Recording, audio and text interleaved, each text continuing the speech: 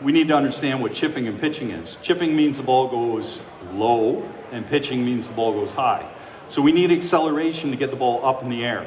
Chipping the ball, we can hit the ball and it bounce and roll along the ground. It doesn't have to be hit perfectly, but it's going to skip and roll. So we use acceleration, but not a ton of it. Chipping is basically a putting motion, and we're going to follow through, and there's not going to be a lot of energy transfer into the ball because most of them are going to be relatively short. Pitching, on the other hand, it takes quite a bit of energy to throw the ball up in the air. And so we want to use acceleration to get the ball up in the air. And we're going to try and keep it as simple as possible, because if you watch most modern golf instruction, they're going to talk to you about the path of the golf club and about using the body to create acceleration, create spin, do all the great things that the guys that hit 1,000 balls a week do. We're not going to hit 1,000 balls a week, so our methodology should be much different. If you're trying to break 100 versus trying to break 60, there's a whole different mentality. So in pitching, our first objective always in pitching is what are we going to go over, okay? You identify what you have to go over. If you don't have to go over anything, what should we do? Chip. If we don't have to go over, we keep the ball low. We get it on the ground, we roll it just like a putt. If we can putt it, do we putt it? Probably. We want to keep it simple.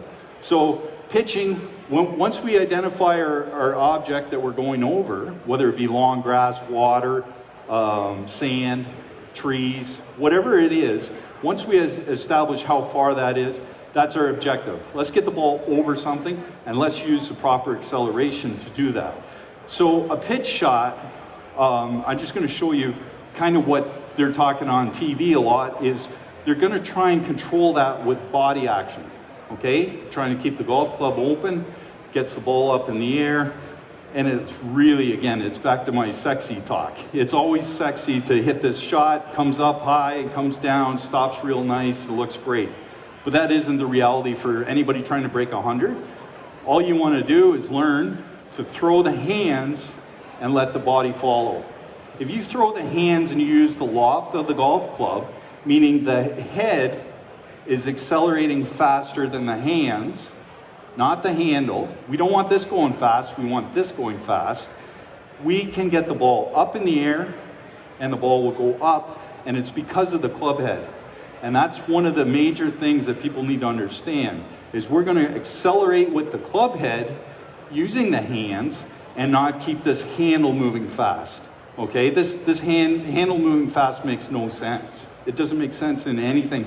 It does, I guess, if you're super good and you can put it back in your stance and you can hit a cut and make it really go up and spinny. But that isn't what the average person needs to get it over the bunker in front of them. They need to be able to throw it with their hands, usually the trail hand, and most of you play right-handed golf, I'm a lefty. They're gonna have to learn to use that left hand to release the club head, and that's how you're gonna get maximum acceleration without being a tour pro, okay?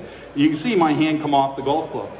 If your hand comes off the golf club like that, I got giant golf club grips here too on this wedge.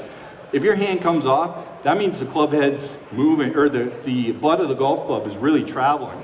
And that's not a bad thing, believe it or not. We want to accelerate so much that the momentum of the club head goes where it's supposed to go.